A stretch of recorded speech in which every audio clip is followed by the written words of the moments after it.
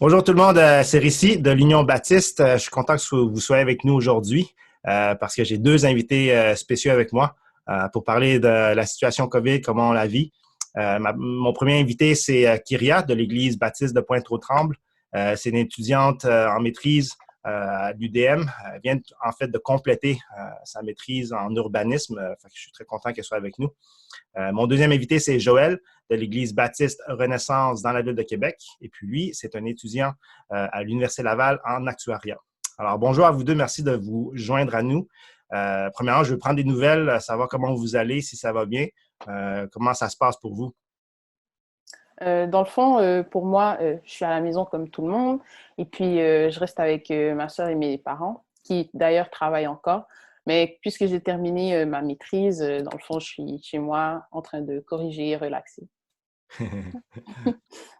Eh bien, bonjour. Moi, ça va super bien à date. On est à la maison, on essaye de respecter les mesures sanitaires, puis on limite les déplacements, on fait parfois des exercices physiques pour se maintenir en pleine forme, donc du coup, ça va très bien. Ouais, justement, puisque vous parlez de relaxer, rester en forme, ça ressemble à quoi une journée typique en cette septième semaine de confinement? Comment vous vivez ça, une journée typique? Pour ma part, dans le fond, je me lève quand même tard. J'en profite pour dormir. Ensuite, ben, je vais aller, dans le fond, corriger mon mémoire encore. Et puis en après-midi, c'est vraiment comme le moment où la famille se rejoint un peu plus après qu'on ait fait nos activités personnelles. Donc, on mange, puis le soir, on écoute une série ensemble. Ouais, OK. ça ressemble à ça. Et moi, à date, comme c'est un peu genre la fin de session, genre j'étudie plus les nuits que les jours, fait que je suis un peu comme déréglé, genre je dors tard, puis je me réveille tard, genre vers 1 heure de l'après-midi, en fait. Wow! Donc, c'est un peu ça. Ouais, c'est un peu ça. Puis, dans le fond, je fais plus ça les nuits pour être au calme, vu que je suis chez les parents, puis les, les matins, il y a comme du bruit et tout. Fait que je préfère étudier les nuits pour plus être concentré sur ça. Après ça, après quand je finis d'étudier, c'est plus jouer. Je joue à la console. Puis les soirs, c'est pareil. Rien Ouais, à c'est ça. faire, frère. Ouais, faut faire des ajustements, c'est ça, pour pouvoir faire ce qu'on doit faire. Puis C'est surtout ça. pour Kyria, je pense que tu parles de cuisiner puis manger. Je pense qu'il y a plein de monde qui vont dire ah ben, ouais, ben moi aussi, on mange bien plus qu'avant, on cuisine beaucoup plus qu'avant. Ou c'est peut-être qu'on cuisine comme avant, mais c'est qu'il n'y a personne avec qui le partager, fait qu'on le mange tout nous-mêmes. Fait que Ouais. ça va être intéressant de voir à quel point les gyms vont être remplis après le confinement ou les parcs. Euh, une question que je suis très curieux de savoir comment vous l'avez vécu pour vous, c'est euh, quand et comment avez-vous réalisé l'impact de la pandémie, je veux dire l'impact au niveau plus global, plus à l'extérieur de votre vie personnelle pour vous, c'est quand vous l'avez réalisé? Euh, Dans le fond, ma sœur m'a montré un article un peu avant le début de la crise sanitaire, de la déclaration de la crise sanitaire au Québec. Et puis, ça expliquait vraiment en détail l'évolution des courbes et tout ça. Ça expliquait la situation de la Chine, de l'Italie, vraiment en détail avec des graphiques. C'est un article qui prend comme 15 minutes à lire. Et Wow. puis, c'est à ce moment-là que j'ai vraiment réalisé la gravité de la chose et le fait que ça allait sûrement être notre situation à un moment donné.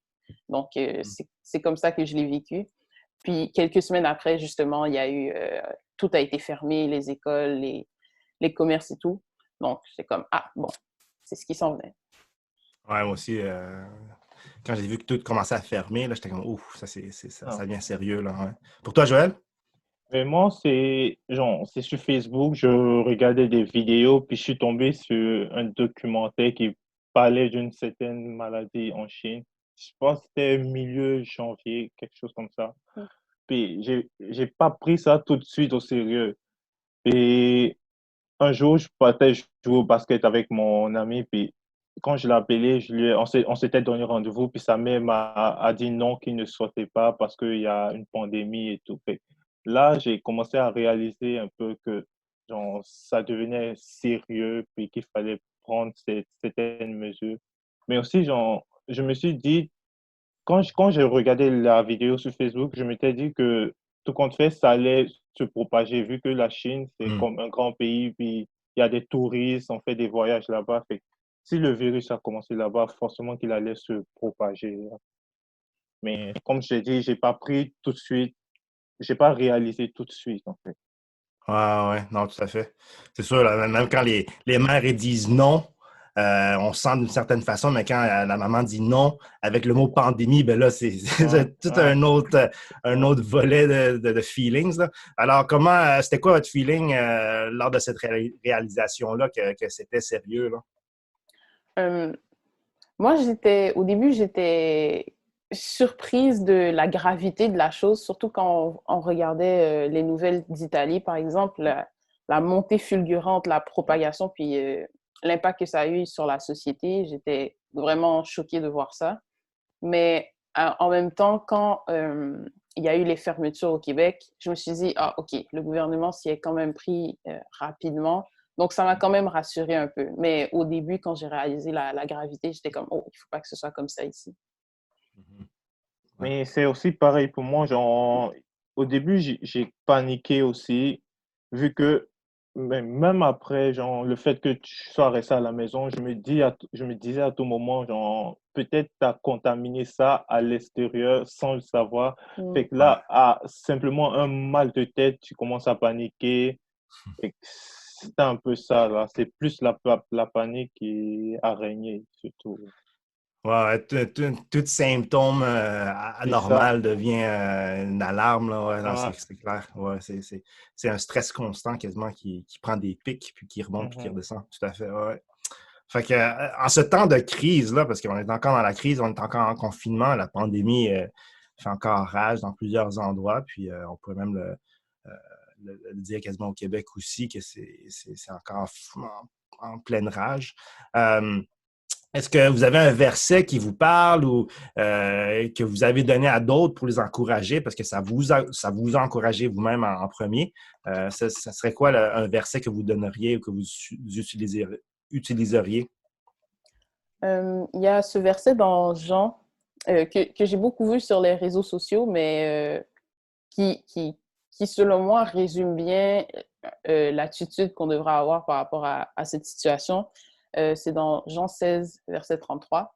Je vous le lis, ça dit Je vous ai dit ces choses afin que vous ayez la paix en moi. Vous aurez des tribulations dans le monde, mais prenez courage et vainquez le monde. Donc, ça vient remettre euh, à Dieu la place qui lui revient dans sa souveraineté. Il y a pas, il y a eu d'autres pandémies, il y a eu d'autres catastrophes naturelles, il y a eu d'autres crises dans le monde, mais Dieu était toujours là et en contrôle. Donc, Amen. faisons-lui confiance et puis éventuellement, ça va finir. Ouais, c'est puissant, celle-là. Ouais, ouais, ouais. Merci, Kyria. Toi, Joël?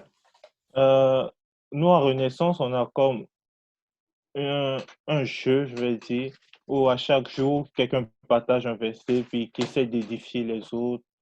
Mais à mon tour, j'avais pris un passage dans Ésaïe 9, verset 1, où il est dit, le peuple qui marche dans la nuit voit une grande lumière. Pour Hmm. ceux qui vivent dans le pays de l'obscurité, une lumière se met à briller. Mais comment j'ai reçu ce message, c'est que c'est vrai, en ces moments, les moments sont difficiles, puis on sait pas où donner la tête, mais comme il faut croire en Dieu, puis il faut se confier à Dieu, car au bout de l'obscurité, au bout du gouffre, il y aura toujours la lumière. Puis c'est ce qui m'a vraiment touché et que j'ai essayé de partager avec les autres. Amen, amen. Ouais, il y a tout le temps la lumière. Tout le temps la lumière. Pas juste au bout du tunnel, mais tout le temps avec nous. Ça, c'est clair.